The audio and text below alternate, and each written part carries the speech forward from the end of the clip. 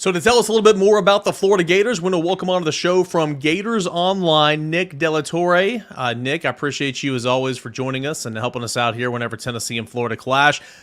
So far, the season overall, I know it started off really challenging. It's going to continue to be very challenging, but some success the last couple of weeks, and it feels like fans are at least happy at the moment, right? Or is that premature? Yeah. What time is it right now? I'll let you know in another half hour. Florida just completed the easy portion of their 2024 schedule, which included Miami and Texas A&M. So it will be interesting to see. Nobody snatches defeat out of the jaws of victory quite like Tennessee when they play Florida, finding new and innovative ways to lose to the Gators. But certainly I think Vegas is heavily favoring Tennessee this week, and Florida will have their hands full. They have to feel good winning 2 games in a row. It reminds me of the Major League quote, we won today, or we won yesterday. If we win today, that's 2. If we win tomorrow, that's a winning streak. Florida hasn't been on a winning streak in a while, but certainly a tough task. It's going to be an absolute rowdy environment, I'm sure, in Neyland. Bummed to miss it and not making the road trip with our newborn here. But it's going to be a great trip and a great game. I'm sure the environment will be as raucous as it was for Morgan Wallen a couple weeks ago. Nick, when you look at this Florida defense, I'm trying to get a handle on sort of what they are. Texas A&M comes in with a running quarterback and they run hog wild. The Florida beats Mississippi State, but State puts up a bunch of rushing yards. I don't know how hollow some of those yards were. Then UCF can't run at all against Florida. Where's this defense at right now compared to where they were against Miami and where they were against Texas A&M? Well, they've been atrocious. One of the worst third down defenses in the country. One of the worst rushing defenses in the country. I kind of expected UCF to run for 400 yards against Florida. I don't know who that defense was that we saw on Saturday night in Ben Hill Griffin Stadium. And I don't know if that is the real Florida Gator defense or if it's just playing down to their opponents. There weren't a lot of hollow yards in Starkville. Mississippi State kind of dominated the line of scrimmage. And I guess that's where Florida fans, obviously, with the loss to Miami and the loss to A&M, and you only have a Samford win in there, not really feeling great about that, are still angry at the program and are kind of looking at these last 2 wins while happy that they got to celebrate a win, looking at them as hollow, as, well, it's Mississippi State's pretty bad, and UCF, maybe they're not good. Are they going to win a Big 12 game this year after, the TCU win? So a lot will ride on this Tennessee game. It would be crazy. Someone on our message board asked me, what if Florida wins the next 2 and they go into their second bye week before Georgia at 5-2? And I thought, I've never thought about that. After watching Florida the first month of the season, that was not a possibility that crossed my mind. But Florida's defense, I think, is riding a little wave of confidence here. They looked really good. They were swarming to the ball. Now, UCF is one-dimensional by design. And I think Tennessee, Nico's not necessarily a running quarterback, but certainly capable of running. Obviously can make, Billy Napier said today, he's making throws 15, 20, 25 yards down the field on either side of the hash, obviously arm strength. So Tennessee's also not a finesse team. They can attack you in multiple ways, big front, rushing the ball. So it's certainly going to be a massive step up in quality of opponent for Florida's defense from their last 2 games. Yeah, Nick, I haven't watched Florida a lot. I watched a couple of those early matchups that we've been referencing. But, on paper, I mean, Florida's always got talented players. I mean, there's always talent there, right? I mean, Shamar James at linebacker is a name that has been there for a while. Remember him in recruiting. Jordan Castell is a guy that's playing pretty well at safety. I know one of the better players left and went to Ole Miss this offseason. I'm not even going to try to say his name, but everybody knows who I'm talking about. He's a really good player. Princely Umamielen. There we go. We got Iamaliava. Yeah. Y'all had that guy. But on paper, again, we talked about the rush defense issues, but also not a whole lot of takeaways. Correct me if I'm wrong. An SEC low, I want to say 7 takeaways last year. For this year, would you characterize the defense is non-aggressive? How they've been calling it? Kind of how do you think they're going to attack, Tennessee overall defensively? Yeah, three interceptions last year, tied with Temple for least in the country. This year, Florida's at a -3 turnover margin. Just got an interception, which was their second of the year. The first came on the second drive against Miami. So it had been a couple quarters or a couple games since Florida had gotten an interception. I think fumbles, some of that is, luck, depending on which way an oblong, air-filled pigskin bounces once it hits the ground. Florida is aggressive. They will blitz.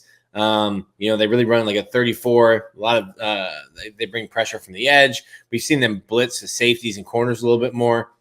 A lot of that, though, will be dependent on what you're getting from Tennessee. And it was easy to do that against UCF because UCF made no mistake about it, made no didn't try to hide it. They were going to run the football. So, hey, we're going to play man on the outside. We'll bring safeties down to the box. We'll blitz linebackers. I think Tennessee's too multiple to do that. So it'll be interesting to see if Florida stays as aggressive as they were against Mississippi State and UCF, or if Tennessee's offense kind of dictates them to, hey, we kind of keep Nico in the pocket. Don't let him hurt us with his feet a little bit and play more of, a cover 4, cover 3 cloud kind of defense where we have more defensive backs on the field. Yeah, I mean, that's obviously been – I mean, Arkansas has talked about it since that game. They played that 6 defensive back package and odd fronts and tried to attack it that way. Has Florida been a pretty good pass rush team? I mean, Tennessee's got pass protection issues, and they've struggled there. I mean, would you characterize this as a pretty solid pass rush team or not near to the standard of Florida's from a pass rush standpoint? Yeah, I think Miami's Cam Ward got a ticket for loitering. He had so much time to hang out in the pocket. So, no, it has not been a great pass rush team. Florida does get there, but doesn't really finish. They get hurries, they get pressures, but just haven't been able to really get sacks. Obviously, last week they had 5, which was a season high for them. So they bumped up into the rankings. But in the first 4 games, I think only had 7 or 8 through 4 games. So they have some guys off the edge. Jack Pyburn's a guy who tore his ACL against Arkansas last November and just kind of keeps getting a little bit better and better. And then a fourth year junior, Tyreek Sapp, who's kind of played everywhere for Florida. He's having the best year of his career. So Florida has some guys, but no, they haven't really finished. They've affected some quarterbacks, but really that's just the last 2 weeks. And we kind of get into what was the quality of the opponent, when they were finally getting the pressures and finishing sacks. All right, and let's flip it over to the offense for a second. How is the 2 quarterback thing working, and how has – because when Billy Napier announced that, I was like, I don't know about this deal, all that was going on. How has that worked, and how has this team handled all of that outside noise about their coach? Yeah, you almost get into like a bunker mentality when you start getting all this talk about your coach. But Billy Napier doesn't seem to really be affected by it. I mean, if I was going to be getting paid that kind of money to not work anymore, I probably wouldn't be affected by the talk either. But I think Florida offensively with the quarterbacks, I've said this all along, it's a great situation for DJ Lagway because you kind of get to come in. You've got a 6th-year senior, a 24-year-old. He'll be able to rent a car soon without paying the extra money for insurance, still playing college football, who isn't worried about losing his job. So he's not, looking over his shoulder. He's more taking DJ under his wing, showing him how to prepare, whether that's a film room, prepare your body after practices, before games. The rotation, they've kind of flip-flopped it. DJ really didn't play at all against Miami until Graham went down with a concussion. Then he obviously started against Samford. They went every other drive against Texas A&M, which was kind of a nightmare because you don't really get into a rhythm of the game as a quarterback. So they scrapped that, and they've really been giving Graham 2 full drives, then get DJ 1. Then give Graham 2 full drives, get DJ 1. And it's been pretty strict in that way. DJ came in for his first drive against Mississippi State. Montrell Johnson, the running back, fumbles on the second play, and DJ's drive is now done. So I think the quarterbacks like it, specifically Graham. It just allows him to get into more of a flow. And they are so different skill-wise. Despite Graham Mertz having more rushing touchdowns than DJ this year, not the same kind of runner that DJ is, and doesn't really have the kind of big arm that Lagway does either. It seems to be working right now, but I think the biggest thing for Florida is, and I said this in the offseason, Billy Napier is going to have to save his job this year to be able to coach DJ Lagway next year. And you have to kind of walk that tightrope of Graham gives us the best chance to win this year, but I need to get DJ experience if I'm going to be here next year, so that it's not, big-eyed when he walks into LSU or go somewhere. So I said in the summer, hey, DJ needs to play in Neyland. He needs to feel that environment, feel the rivalry, because you don't want him going through those growing pains next year. Florida's not going to be competing for an SEC championship this year or a playoff berth. So you're kind of taking your lumps now to try to get these younger players ready for next year, when you would expect to have, a little bit better of a roster with some more experience. So from Tennessee's perspective, I mean, obviously DJ Lagway's got the much higher ceiling. He's going to be a really good player down the line, kind of getting his toes wet. Well, more than that, I mean, he's playing. Graham Mertz, obviously Tennessee got a good idea what Graham Mertz is all about. I mean, he's a very accurate passer, but what does Mertz do better outside of just having game experience? What is Mertz doing better than DJ right now? And, how can he hurt Tennessee? Mertz is accurate. They've taken some deep shots, but really it's not that he has a weak arm, but it's just not where he excels. I think the biggest thing we saw, and I asked Jake Slaughter, who's Florida's starting center, about it. UCF showed a lot of exotic fronts, and the kind of orchestra that the center and the quarterback had, calling out different mics and sliding protections over. I think that's really where Graham Mertz, just the experience to be able to handle things. And when you have a freshman quarterback, a defensive coordinator, probably just start salivating on Tuesday. Hey, listen, we're gonna have a great time. Maybe some of that's changed now with the sideline to helmet communication, and you can have those kind of conversations and help a freshman quarterback out. But I think that's really the biggest area, is that Graham's been here. He's earned the respect of the team, but also his experience is going to help Florida's offensive line, which at times these past 2 years has struggled to keep quarterbacks upright. We thought, hey, maybe DJ's legs could help him, but I think Graham's mind and Graham's football IQ and experience has helped the offensive line just identifying things pre-snap, where DJ, as a 19-year-old freshman, probably doesn't have those reps or those experiences to be able to do that at the same level that Graham does. Trey Wilson, what's his injury status? I looked; he's only played in 2 games this year, and I don't think it's been since Sanford. Is he a guy that might come back this week? And any other big injuries to be on the lookout for this week? I know we get availability reports now. Yeah. Trey looked like he was going to try to play against against Texas A&M. Didn't. Went through some warm-ups, but didn't go through it. Then had a minor knee surgery right before the Mississippi State game. So he's been out 2 weeks since that. He went through everything. Worked out, in shirts and a T-shirt, put the pads on, ran routes, was catching punts, and we thought, all right, he's coming back today. We did not get an availability report because it was a SEC Big 12 matchup. So we were kind of calling and trying to figure out through sources, and it was tight-lipped on Trey Wilson's status last week. Billy Napier even said, listen, I watched that Joker warm up, and I thought this kid's ready to go. So it might be a situation where a player just says, hey, I don't feel 100%, and I don't want to risk injury if I don't feel 100%. Certainly, this is a big game. He was a massive part of the game plan last year. Mm-hmm. If you go back and watch that Florida-Tennessee, that first drive before he got injured. Florida's had some guys step up. Aiden Mazzell, who missed last game with a foot ankle injury. And then Marcus Burke got hurt. You saw Tank Hawkins, the true freshman, fill in. But while you've had guys fill in and step into that role, Eugene Wilson's a very unique player. And Florida's offense is certainly better with him in it. So, Dick, when you look at this Florida team, what do you think their ceiling is? Where do you think they're going? You mentioned earlier that the easy part of their schedule is done, but I mean, is the ceiling on this team changed in any way, shape, or form when you look at what's on the horizon? Is your ceiling on this team changed in any way, shape, or form?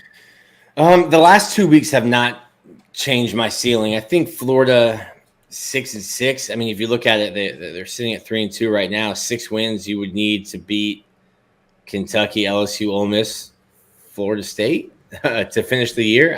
I'm not going to predict Florida to win this weekend at Neyland. So you start to try to find where those wins are. I think 5 wins based on losing to Miami. 6 wins would be a great year. Billy Napier could, based on the teams they would have to beat as you look at the schedule now, to get to 6 wins. 6 wins could get Billy Napier another year at Florida. 7 wins, certainly. 7 would mean an upset this weekend, though. So I don't know that my ceiling has changed. I think 6 would be the ceiling, and that might be a best-case scenario based on where they're sitting right now. And the floor, depending on a couple injuries and things could happen, the floor could be really, really low at, 4-8. It's interesting times for sure on where Florida, where Florida's at. That's not common ground for where they're. It's probably more interesting from your chair than my chair. Yeah, it's not a place. It's not a place that you guys have certainly been at, or Florida's been at in a long time.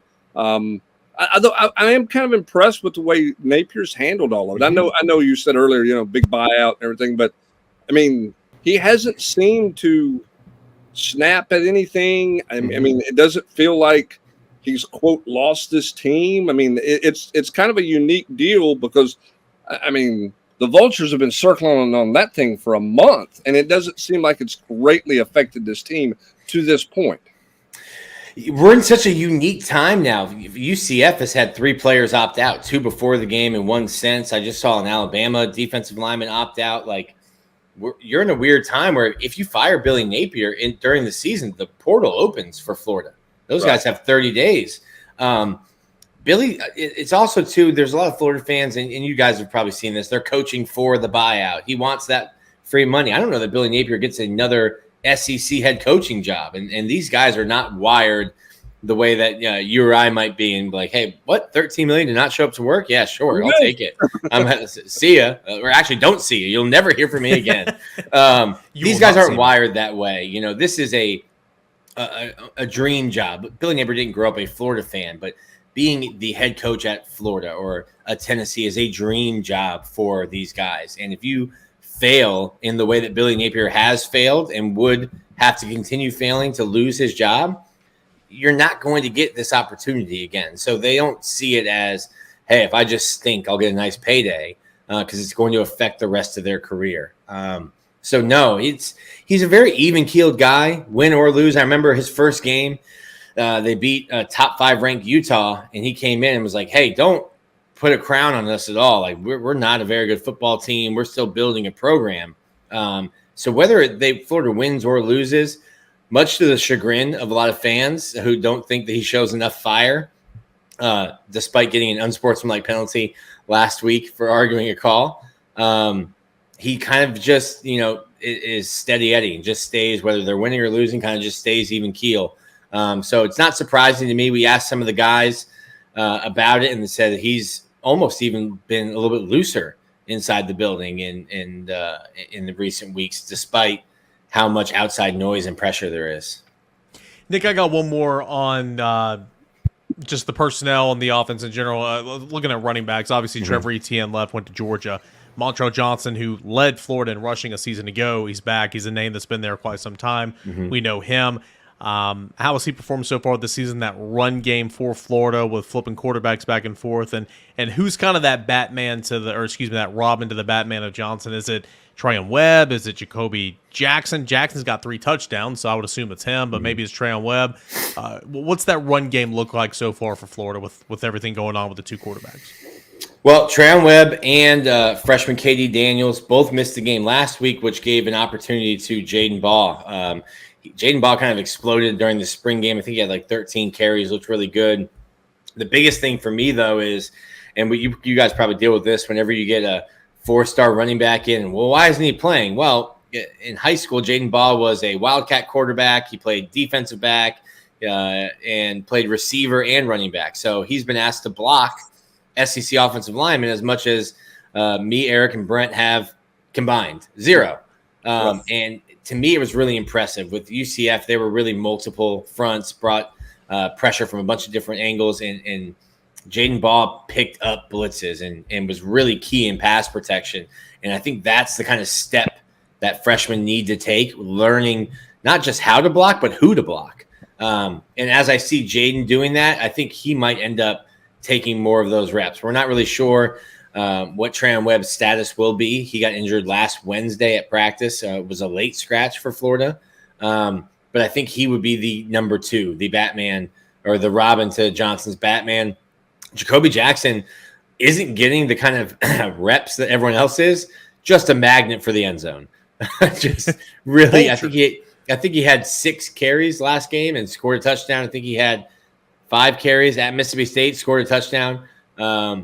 Bigger back, a JUCO kid, and was really the guy that we thought would be the 5th running back in this rotation, but is definitely making the most of his opportunities. But I would say, depending on Trayon Webb's health, if he's healthy, he's number 2, with Jaden Ball being 3 or 2, depending on Webb.